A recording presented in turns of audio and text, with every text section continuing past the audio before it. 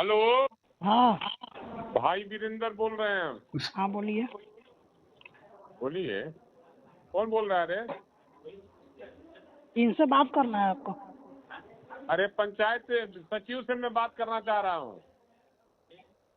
हाँ पंचायत सचिव बोल रहा हूँ, बोलिए। अरे तो भाई वीरेंद्र को तुम नहीं पहचानता है? तो कहेगा कि बोलिए।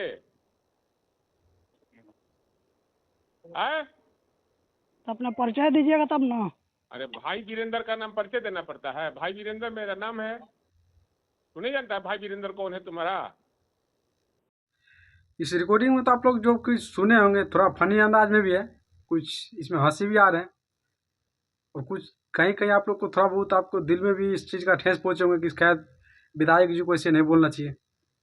लेकिन मेरे हिसाब से जो विधायक जी बोले वो बिल्कुल सही बोले हैं, क्योंकि आप भी और हम भी कहीं भी अगर किसी भी चाहे थाना या ब्लॉक में जाते हैं कोई काम करवाने के लिए, तो वहाँ के अधिकारी इतना लापरवाही से काम करते हैं जिसका कोई हद ही नहीं है।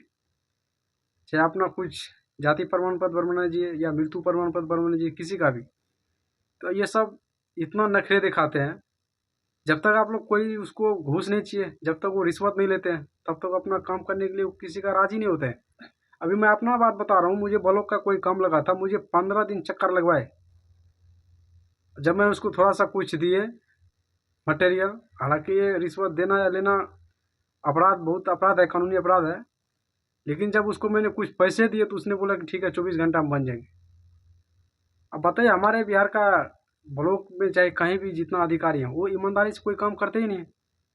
हालांकि जो मनेर वाला जो विधायक जी अभी उसको धमकाया है, वो तो अपना उसको जमीनी विवाद तो नहीं था, उस या तो उसका अपना घर का मैटर तो नहीं था, उसके पास जनता जो मृत्यु प्रमाण पत्र बनवाने गए थे, वो सचिव ने उसका पंचायत सचिव ने नहीं बनाए होंगे।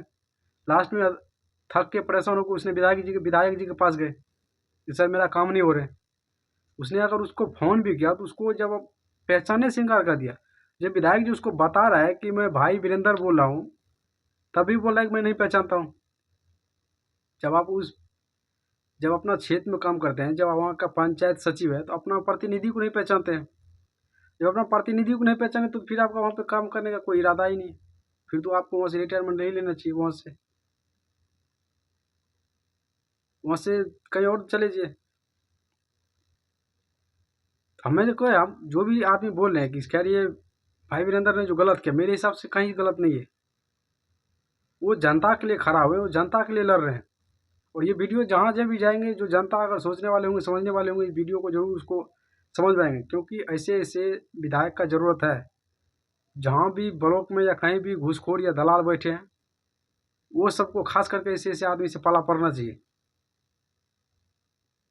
आप कहीं भी जाते हैं तो आपका कोई काम बिना रिश्वत का, बिना दलाली का काम नहीं करते हैं। कभी बिजली नहीं काम कर रहे हैं तो कभी नेटवर्क नहीं आ रहा है, कभी कुछ से कुछ, कहीं सर्वर नहीं है, कभी सर्वर काम नहीं करते। मैंने आपको कोई ना कोई तरह से आपको बेवकूफ़ बना के वहाँ से भेज देंगे।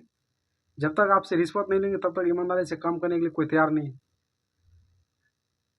जब तक वो सारे यहाँ पे, चाहे कोई भी, चाहे आम जनता से लेके, चाहे कोई मृत्यु प्रमाण पत्र, चाहे जाति प्रमाण पत्र, चाहे कोई स्टूडेंट कोई काम करवाने के लिए, उसको इतना चक्कर लगवाते हैं कि आपका माथा पची हो जाएंगे। तो ऐसे ऐसे विधायक ने जो करते हैं उसके लिए बिल्कुल सही है, हम लोग उसका समर्थन करते हैं। कहीं का भी विधायक हो, ऐसे ऐसे ब्लॉक में जितना भी घूसखोरी या दलाली आदमी बैठे हैं, उसको इसी तरह से सबक सिखाना चाहिए। हालांकि जो कुछ अब शब्द का प्रयोग किया है विधायक जी, वो थोड़ा सा बहुत जल्दबाजी में कर दिया है। इतना जल्दी उसको नहीं आना चाहिए कि जूता से मारेंगे।